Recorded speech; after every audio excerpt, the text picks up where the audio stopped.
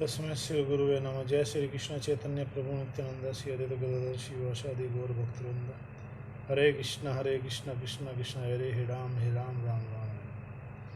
कन्नार बलदेव सुभद्रा महारानी, श्री श्री नरसिंहदेव प्रहलाद महाराज, राधा दामोदर जी, गौर निताई श्री उर्पाद जी के चरणों में आप सभी भक्तों के मंगल में यशस्वी पुण्यवान जीवन की प्रार्थना करते हैं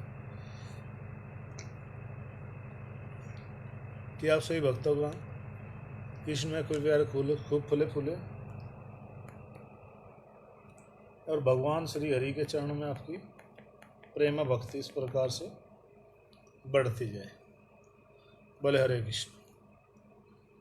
तो आज का हमारा जो विषय है वो ये है कि श्री राम मंदिर बनने से आम आदमी को क्या लाभ होगा। ये बहुत सारे प्रश्न, बहुत सारे तर्क लोग दे रहे हैं और ये तर्क वही लोग दे रहे हैं अधिकतर, या तो उन लोगों को भगवान के मंदिर में आस्था नहीं है, या उनको भक्ति के बारे में पता नहीं है, या फिर कहीं न कहीं वे दिग्भ्रमित है माया के द्वारा। इसको बोलते हैं माया अपहर्त ज्ञानः। अर्थात भगवत गीता में भगवान बताते हैं कि 4 प्रकार के पुण्यात्मा हैं जो भगवान की शरण में आते, भगवान की शरण ग्रहण करते हैं। पहला हम ये क्लियर कर लेते हैं, कुछ लोगों के द्वारा, जो लोग ज्ञानी हैं और जो लोग मतलब ये जानते हैं कि सत्य क्या है, सत्य क्या है, तो उस चीज़ को हमें स्पष्ट कर लेने से, उसको जान लेने से, इस चीज़ को समझ लेने से हमें ये पता लग जाएगा कि वास्तव में वे व्यक्ति कहाँ खड़े हैं, जो व्यक्ति कह रहे कि आम आदमी को क्या लाभ होगा या आम आदमी का उससे क्या संबंध है। तो सबसे पहली बात हम ये क्लियर कर देना चाहते हैं कि वैदिक जो साहित्य है, वैदिक जो जीवन है, यह जो हमारा वैदिक कालीन जो शिक्षा है, संस्कृति है, सभ्यता है, उसमें किसी भी व्यक्ति को कहीं पर भी छोटा या बड़ा नहीं आंका गया है, बल्कि सभी व्यक्ति को, सभी लोगों को बराबर सम्मान दिया गया है, बराबर उनका सम्मान, बराबर अधिकार दिया गया है। किसी व्यक्ति के लिए किसी प्रकार का कोई भेदभाव, किसी प्रकार का कोई भी जो है मतलब असमानता या उससे द्वेष, ऐसा कहीं भी नहीं प्रावधान है। हाँ, शास्त्रों में हर चीज को, जो आज की शिक्षा के द्वारा, जो आजकल की जो एजुकेशन है वो नहीं जो दे रही है, वो नहीं दे रही है। वो क्या नहीं दे रही है? वो एक चरित्र की शिक्षा, वो एक मूल्यांकन की शिक्षा, वो एक नैतिक विचारों की शिक्षा, वो एक आध्यात्मिक उत्थान की शिक्षा, और वो है आत्म कल्याण की शिक्षा, जो आज नहीं दी जा रही है। जो आज हमें शिक्षा दी जा रही है वो तथाकथित विषैली शिक्षा है, विषैली, जो पॉइजनस हो चुकी है पूरी तरह से, जो लेकर के व्यक्ति की श्रद्धा ही खत्म हो जाती है। वैदिक शास्त्रों में या वैदिक ज्ञान में, वैदिक आस्था में व्यक्ति की सभ्यता, जो उसकी आस्था है वो खत्म होने लगती है, क्योंकि उसको इतना गलत पढ़ाया जा रहा है, इतना गलत पढ़ाया जा रहा है। वो सबके सब जो है चारित्रिक विकास को नष्ट करने वाली चीजें है ये। जैसे उदाहरण के लिए हमारे पूर्वज ऋषि मुनि हैं और हमें बताया गया क्या कि हमारे पूर्वज तो बंदर है, बंदर की औलाद है। बताइए, अरे भैया बंदर की औलाद कैसे होती है? हमारे तो भगवान श्री रामचंद्र जी, भगवान श्री कृष्ण जी हजारों लाखों, प्रभु श्री रामचंद्र जी 11 लाख वर्ष पहले इस जगत पर आए थे। भगवान श्री कृष्ण 5 से 5,000 साल पहले इस जगत में आए थे। तो उस समय कितना आध्यात्मिक जीवन था, आध्यात्मिक वातावरण था, लोगों में प्रेम था, सुहृद था, शांति थी और मर्यादा का जीवन था। आज की तुलना देखो, आपका तथाकथित जो लाइफ स्टाइल है उसका तुलना कर देखो वैदिक जीवन से कि कितना असभ्य है, कितना फुअड़ है, इसमें घृणा है, चापलूसी है, ईर्ष्या है, द्वेष है, ठगी है, चोरी है, मर्डर है, रेप है। कौन सी बुराई नहीं दी? ये तो सब, अर्थात ये कह सकते हैं पूरी आसुरिक सभ्यता का जन्म है। अर्थात आसुरिक शिक्षा दी जा रही है चारों तरफ। कहीं पर भी देख लो, कहीं पर भी बिलबोर्ड्स देखो, चारों तरफ माया के प्रलोभन दिखाए जा रहे हैं।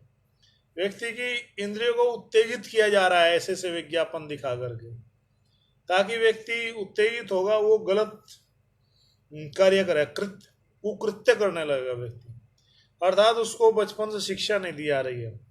वैदिक सांस्कृतिक जीवन में बचपन से ही, बालकपन से ही चरित्र निर्माण की शिक्षा दी जाती थी। 5 वर्ष का होते ही वो बालक जो है क्या होता था कि 5 वर्ष सोलह का होने पर ही वो बालक को तुरंत कहाँ भेज दिया जाता था? गुरुकुल में भेज दिया जाता था। और गुरुकुल में जा करके पढ़ाई करता था, अध्ययन करता था शास्त्रों को प्रॉपर विधि से, और वो एक अच्छा चरित्रवान नागरिक बनकर निकलता था।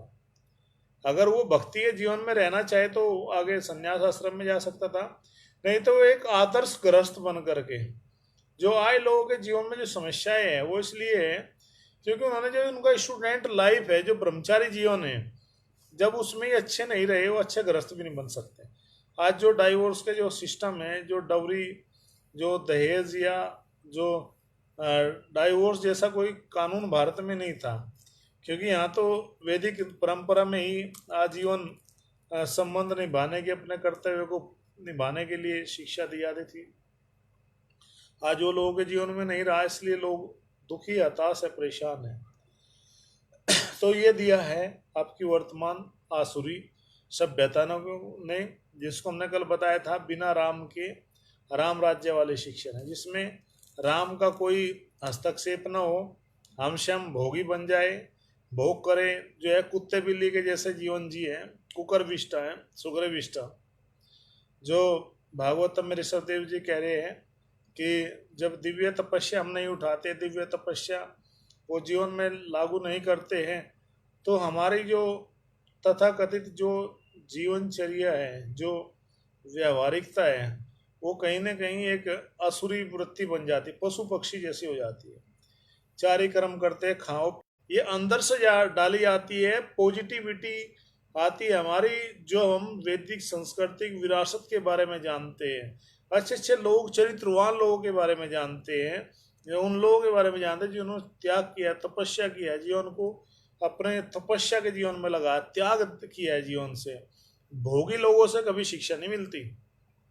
तो इसलिए वे जो लोग विरोध करते हैं, कहीं ना कहीं वे इन 4 कैटेगरी में आते हैं। हम 4 कैटेगरी उनकी बता देते हैं। कह रहे हैं न माम दुष्कृनो मूढ़ा, कि न मैंने नहीं, माम मैंने मुझको, दुष्कृतना मतलब दुष्ट लोग भी भगवान को स्वीकार नहीं करते, जो दुष्ट है। नंबर 2 है जो मूढ़ है, मूढ़ यानी कि मूर्ख है, वो भी भगवान को, जो मूर्खी है वो भगवान की सत्ता में विश्वास नहीं करता। और जो शरण ग्रहण करते हैं, और तीसरा है जो नरों में अधम है। क्या है? यानी कि जो निपट मूर्ख है, जो मनुष्य में अधम है। और तीसरा है माया अपहर्त ज्ञाना, जिसका ज्ञान माया के द्वारा हर लिया गया है। और चौथा है आसुरम आसुरम भावम आश्रिता, अर्थात जिन्होंने नास्तिक प्रकृति को धारण कर लिया है, भगवान के प्रति कोई भी आस्था नहीं है, श्रद्धा नहीं है, विश्वास नहीं है, ऐसे लोग भी भगवान के शरणागत नहीं हो सकते। और ऐसे दुष्ट लोग कभी भी ग्रहण नहीं करेंगे भगवान की शरण। भगवान ने ये भगवत गीता के 7वें अध्याय के 15 श्लोक में स्पष्ट रूप से कहा है। इन 4 लोगों की कैटेगरी बताई है। जो लोग निपट मूर्ख है पूरी तरह से, जो मनुष्य में अधम है, जिन्हें ज्ञान माया द्वारा हर लिया गया है, और जो असुरों जैसी नास्तिक प्रकृति को धारण करने वाले हैं, ऐसे दुष्ट कभी भी भगवान की शरण में जा सकते। ये 4 कैटेगरी है। नंबर 1 जो मूर्ख है पूरी तरह से, दूसरा मनुष्य में अधम है, तीसरा जिसका ज्ञान माया द्वारा हर लिया गया है, और चौथा जो आसुरी प्रकृति को धारण करने वाला है, नास्तिक, भगवान में कोई श्रद्धा नहीं है। तो ये तो चार हुई है बातें जो लोग भगवान के ऊपर उंगली उठाते हैं। अब हम उन चार लोगों की भी बात करेंगे साथ साथ। वे लोग नहीं तो ये कहेंगे भैया तो आपने बुराई कर दी किसी की। हम बुराई नहीं कर रहे हैं, हम दोनों की अलग अलग कैटेगरी बता रहे हैं। डॉक्टर किसी को चीरा देगा तो दुश्मन नहीं है, बल्कि वो डॉक्टर उसका सुहृद है, उसका भला चाहने वाला है। यदि वो उसको चीरा नहीं देगा, उसको ट्रीटमेंट नहीं करेगा, तो वो कैसे ठीक होगा उसका रोग। तो चार वे लोग हैं जो लोग भगवान की शरण ग्रहण करते। कहते हैं चतुर्विधा भजन्ते माम, चतुर्विधा, चार प्रकार के प्राणी भजनते, भजन करते हैं, माम, मेरी। भगवान कह रहे चार प्रकार के प्राणी मेरी भक्ति करते हैं, मेरा भजन करते हैं। क्या कह रहे हैं? जना सुकृतिनो अर्जुन, हाँ, जो सुकृति पुण्यवान लोग हैं वे चार है। चार प्रकार की उनकी कैटेगरी है। नंबर एक है आर्तः। आर्त का मतलब है जो दुखी है, परेशान है, जगत में बेचारा संकटों से घिरा हुआ है। ऐसा व्यक्ति भगवान की शरण ग्रहण करना चाहता है, भगवान की शरण में जाना चाहता है, ऐसा व्यक्ति।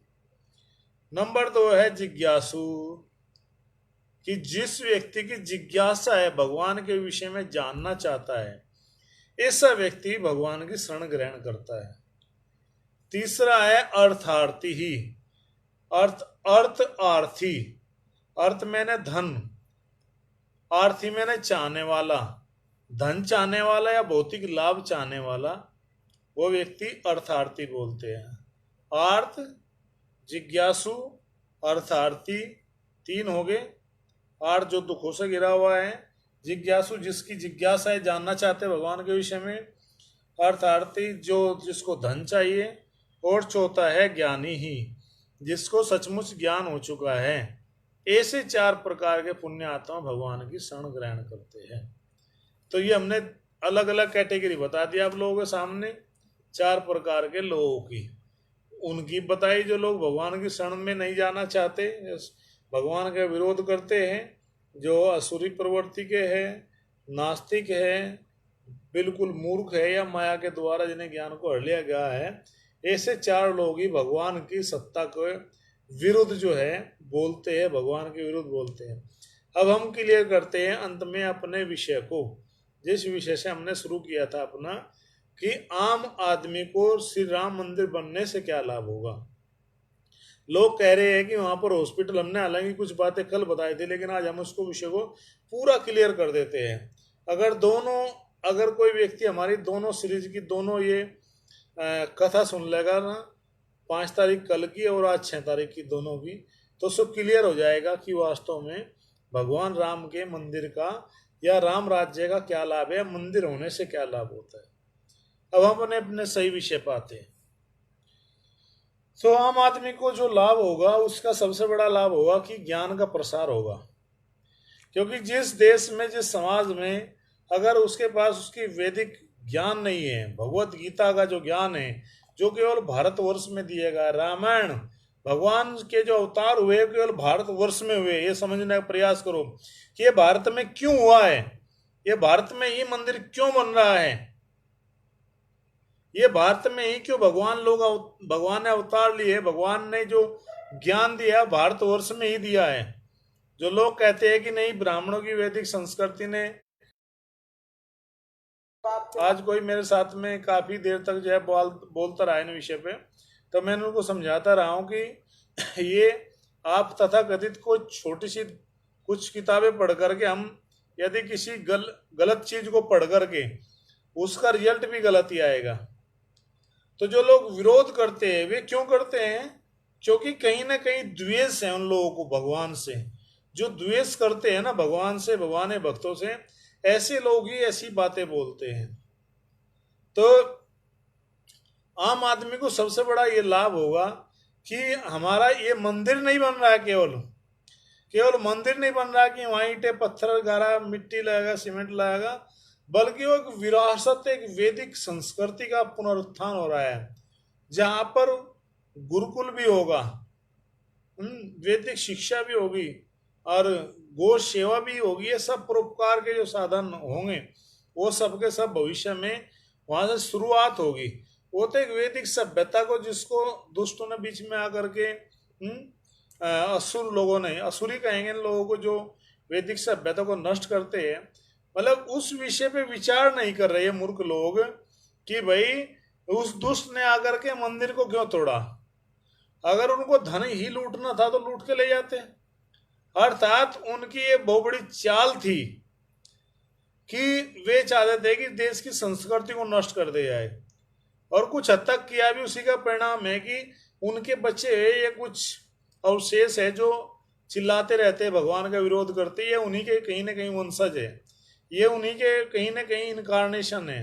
रावण या जो है कंस जैसे जो हुए है, भगवान ने जिनका वध किया है, तो उस समय भी कुछ लोगों ने बोला होगा, क्योंकि मूर्ख लोगों की कमी नहीं होती है। उस समय भी हो सकता है ऑब्जेक्शन किया हो किसी ने या नहीं किया होगा, लेकिन वर्तमान में देखिए इन लोगों को इतनी अकल नहीं है कि भाई मंदिर बनने से वहां लोग जाएंगे, दर्शन करेंगे, कथा कीर्तन सुनेंगे, भगवान के नाम का चिंतन करेंगे, तो बुद्धि का मस्तिष्क का विचार होगा, हमारे विचार सात्विक बनेंगे, पूरे मानव जाति का कल्याण होने वाला है उससे। केवल एक वर्ग विशेष या कुछ लोगों का ही कल्याण नहीं है। कुछ लोग कहते हैं भैया जो है उसमें जो ट्रस्ट बना है उसमें इस समुदाय का हिस्सा क्यों नहीं है, उसको स्थान क्यों नहीं मिला। अरे भैया आप वहाँ हिस्सेदारी मांग रहे हैं राम मंदिर की बात। हर कोई तो ट्रस्टी नहीं बन सकता ना।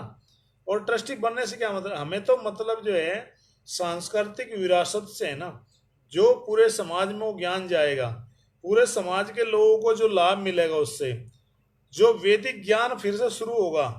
कल्पना कीजिए जब आपका बच्चा छोटा बालक ही गुरुकुल में जाकर सब वैदिक चीजें सीखेगा, उससे कितना बड़ा लाभ होगा। जो आम आदमी को आज शिक्षा के नाम पर लूटा जा रहा है, पूरी तरह से पूरा बर्बाद कर दिया गया है पूरा सिस्टम, यानी कि लोगों से खूब महंगे महंगे धन लूट रही है कौन, बड़े बड़े स्कूल, बड़े बड़े ये हाई फाई स्कूल, और पूरा कुछ भी नहीं सिखा रहे।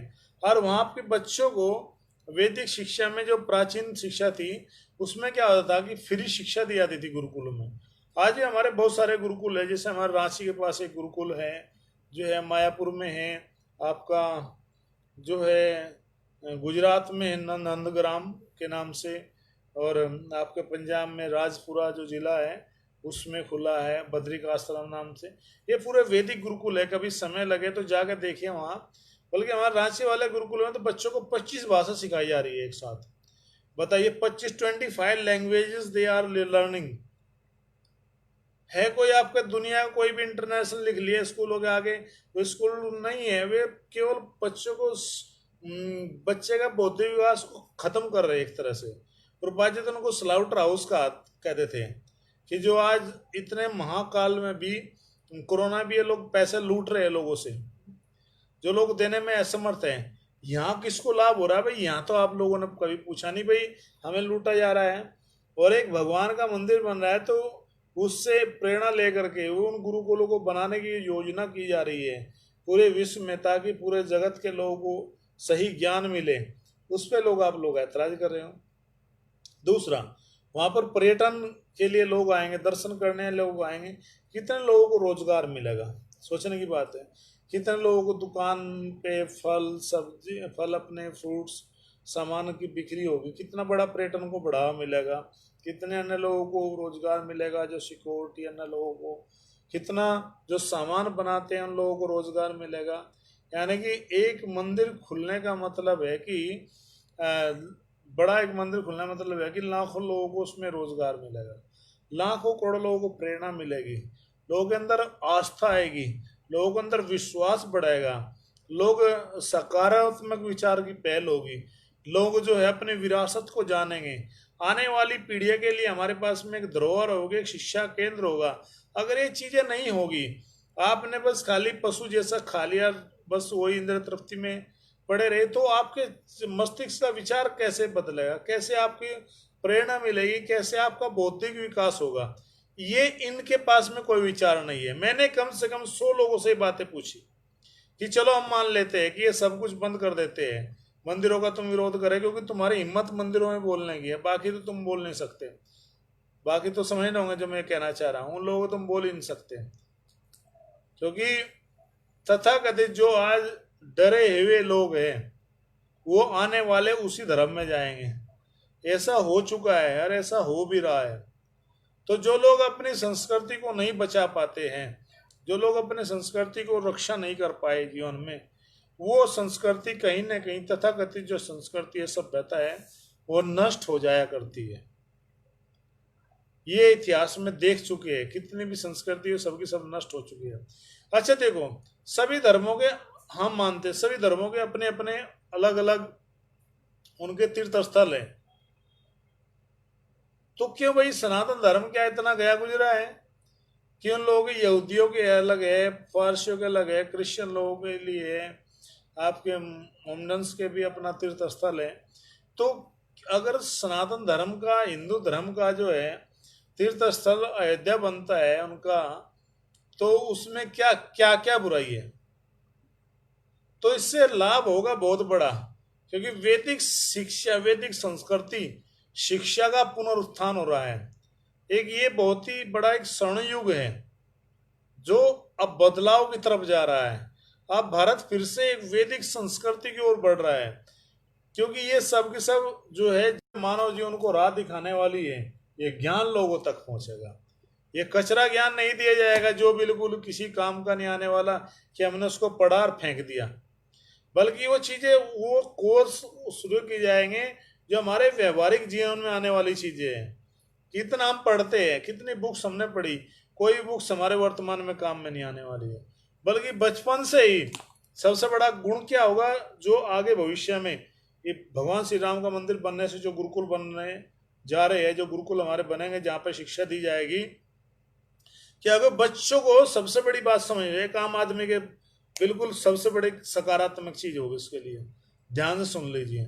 क्या होगी, बच्चे जैसे ही जाएंगे गुरुकुल में, तो वहां पर उनके गुणों के अनुसार, उनकी कैपेसिटी के अनुसार, उनकी इंटेलेक्चुअल पावर के अनुसार उसको वही चीजें पढ़ाई जाएगी जिसको भविष्य में पढ़ करके एक जो है उसके लिए रोजगार तो बनेगा ही, बल्कि उसके लिए जो है सबसे बड़ी समस्या जो बेरोजगारी की है उस समाधान हो जाएगा उसका। जो आजकल की जो शिक्षा है तथाकथित, वो कहीं ना कहीं बेरोजगारी को बढ़ावा दे रही है, और जो बढ़ावा दे रही है तो उससे क्या हो रहा है कि धीरे धीरे लोग बेरोजगार और क्राइम बढ़ता जा रहा है। प्राचीन शिक्षा क्या थी प्राचीन गुरुकुलों में, कि बच्चों को जो है मतलब रोज ऐसे उनको पहले चेक करके, जांच करके, उनको रेखाओं को, उनके इंटेलेक्चुअल पावर को देख करके उसको वही चीज सिखाई जाती थी जिसका वो कर सकता था। कि कोई व्यक्ति इंटेलिजेंट है, वो संस्कृत को पकड़ सकता है, पढ़ सकता है, तो उसको वो ब्राह्मणिकल शिक्षा। जो लोग, जो बच्चे हेल्दी है, हट्टे कट्टे हैं, वो अच्छे कला कौशल कर सकते हैं, उनको मिलिट्री साइंस दिया जाता है, अक्षेत्र शिक्षा। और जो व्यापार कर सकते हैं, ट्रेडिंग कर सकते हैं, उनको ट्रेडिंग व्यापार की शिक्षा दी जा सकती है। और जो लोग जो है क्या कर सकते, तीनों में से कुछ नहीं कर सकते, उनको फिर एक जॉब, ताकि वो उन तीनों की वर्णों की क्या कर सके, सर्विस कर सके।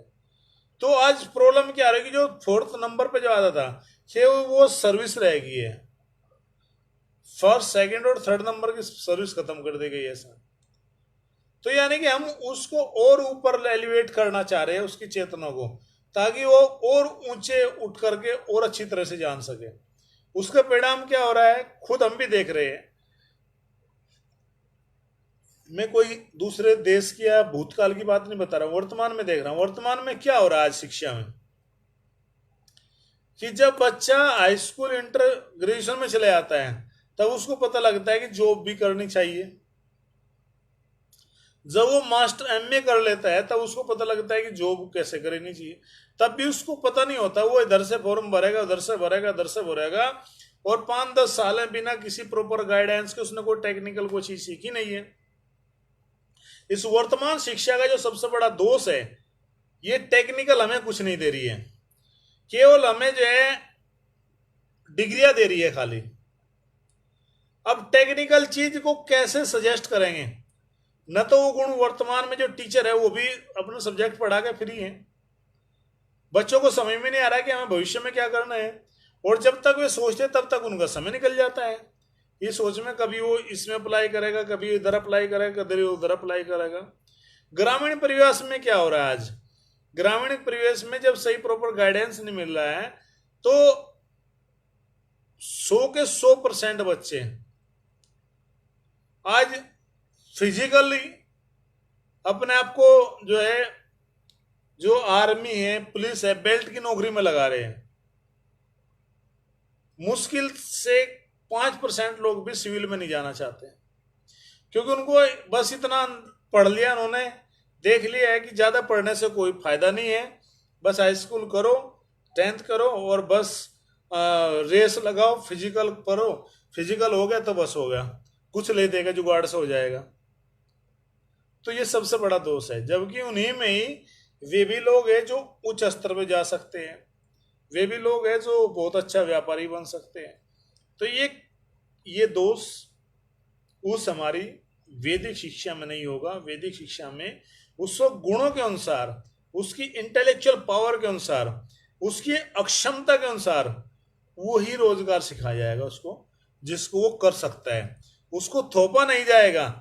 आज हो क्या रहा है कि बच्चा करना चाहता है एमबीए, माता पिता करवा रहे कि बेटा तुम्हें बीटेक ही करनी है, और बीटेक ही तुम्हें जो है इलेक्ट्रिकल से करनी है, मैकेनिकल से करनी है, सीएस से करनी है, उसके को रुचि नहीं है। हमारे साथ में एक लड़का रहता है बीटेक करा, वो हर समय ऐसे ऐसे रहता है, हर समय टेंशन में। तो हमने कहा क्यों भाई, क्या बात? बोला कि क्या फायदा, जबरदस्ती जिंदगी जीनी पड़ रही है। मैंने कहा कुछ नहीं होगा। बोला नहीं कुछ नहीं। तो यानी कि उसके वो क्या कर सकता है उसके ऊपर कोई ध्यान नहीं दिया, इसलिए अधिकतर लोग जो है जब उनको रोजगार नहीं मिल पाता वो चीजें सीख लेते हैं। आज साइबर क्राइम में क्यों वृद्धि आ गई? अचानक साइबर क्राइम देखोगे अभी ही अप्रैल से, और अप्रैल 2020 से और जुलाई 2020 के, अप्रैल मई जून जुलाई, इन 4 या 5 महीनों की रिपोर्ट पढ़ लो आप गूगल पे जाकर, आपको हैरानी होगी कि क्राइम का रेट 60% ज्यादा बढ़ चुका है। इतना कुछ क्राइम बढ़ रहा है साइबर। आप पूछो कैसे बढ़ रहा है? आपके पास में कॉल आएगी जी, हाँ जी हम एक्सिस बैंक से बोल रहे हैं जी, आपका पेटीएम नंबर चेंज हो गया है जी, ये ले लीजिए, आप अपना पूरा नंबर बताइए, हम उसको एक्टिवेट कर देते हैं। हाँ जी आपके पास में मैसेज आया है जी, इसको ऐसा कर दो, आपके पास में जो पैसे है वो भेजिए कंपनी में। ऐसे करके हजारों लोगों को लूटा जा रहा है। तो यानी कि ये शिक्षा ही जब इसको हम सही तरह से नहीं दे पाएंगे तो यही समाज में उत्पात मचाएगी। वही आज क्राइम में काम कर रही है। अब कोई बेचारा दुखी है, कैसे उसने अपने पास में रखा है पैसा, कैसे नहीं, उसका कोई मतलब नहीं, उन लोगों को पैसे लूटने से मतलब है। यानी कि पूरी तरह से एक ठगी, ये चोरी पूरे समाज में चल रही है। अब ये पूरे समाज में जो ये होगा, इससे तो समाज कैसे सुखी रहेगा? लेकिन वैदिक सभ्यता की जो शिक्षा है, वैदिक सांस्कृतिक शिक्षा में क्या था कि प्रेम, सदाचार, करुणा, सहिष्णुता, दया, परोपकार, ये सब चीजें थी। ये नहीं थी कि जो आज व्यक्ति को सोचता, पहले सोचता व्यक्ति घर में धन सुरक्षित नहीं है, बैंकों में रख दिया। बैंक में भी जो है व्यक्ति सोच रहा है कि एसएमएस लगवा है या मैं भाई एक डाउनलोड कर लिया, पैसा किसी को भेजना, अब वो पैसा भी उड़ा जा रहा है। कितना बड़ा क्राइम बढ़ रहा है, इसके बारे में कोई बात नहीं करना चाहता। क्यों नहीं बात करना चाहते? क्योंकि वे लोग विरोध ही इस चीजें कर रहे हैं कि सही ना मिले लोगों को।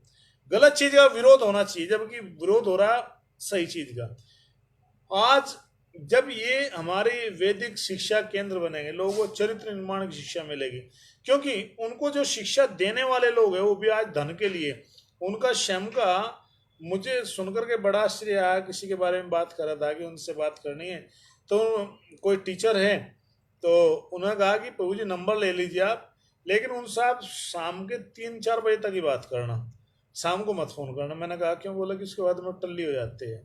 मैंने कहा टल्ली मतलब? बोला कि दारू पीते, डेली पैसेंजर है।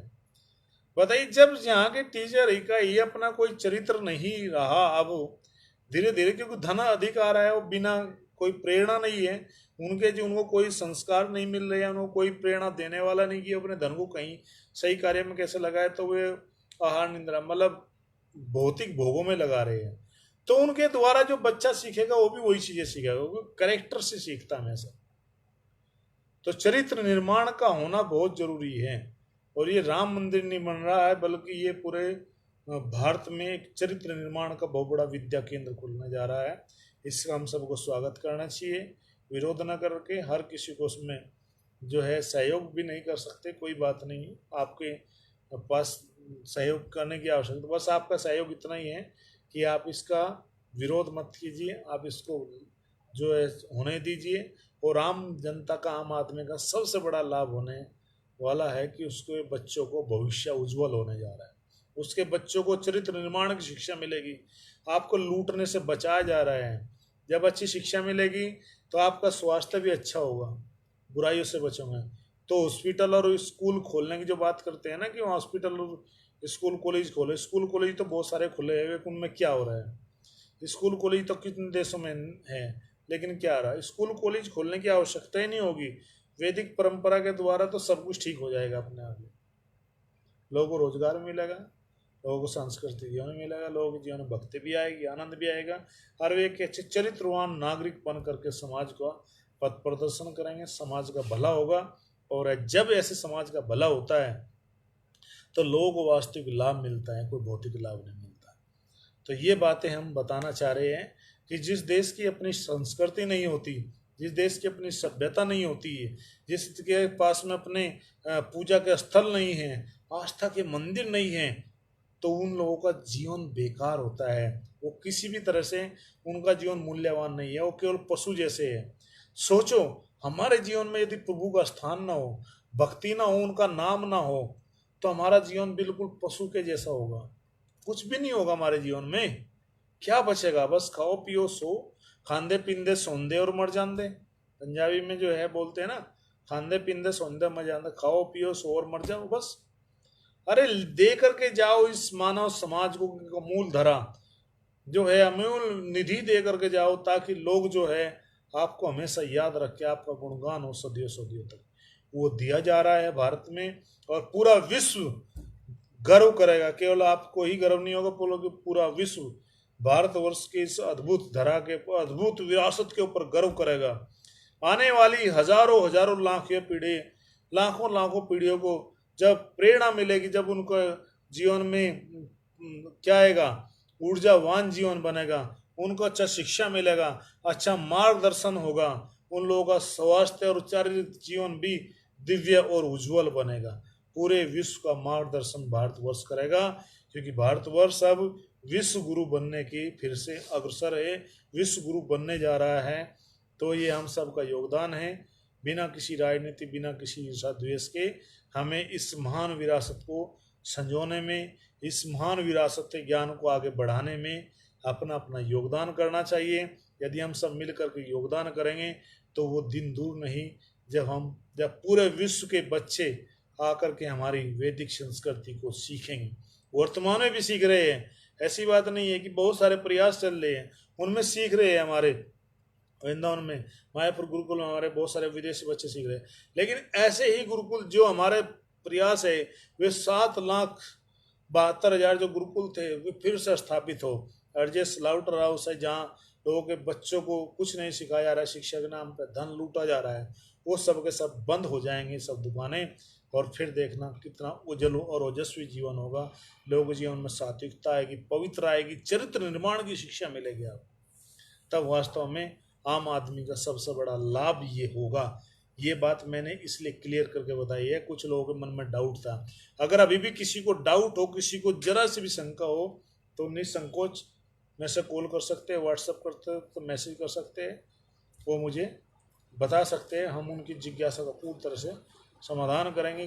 बिल्कुल ब्राह्मणिकल ज्ञान सबको दिया जाएगा, ताकि वे जीवन के उच्च आदर्श को जाने। सबसे बड़ा लाभ होगा इस शिक्षा को जान करके, इस विरासत को, इस ज्ञान को जब हम जीवन में उतारेंगे तो हमें जो है आत्म कल्याण की शिक्षा मिलेगी, पैथ ऑफ सैल्वेशन। और जीवन के बाद भगवत धाम का भी रास्ता, ये शिक्षा इस महान विरासत के द्वारा हम जानेंगे।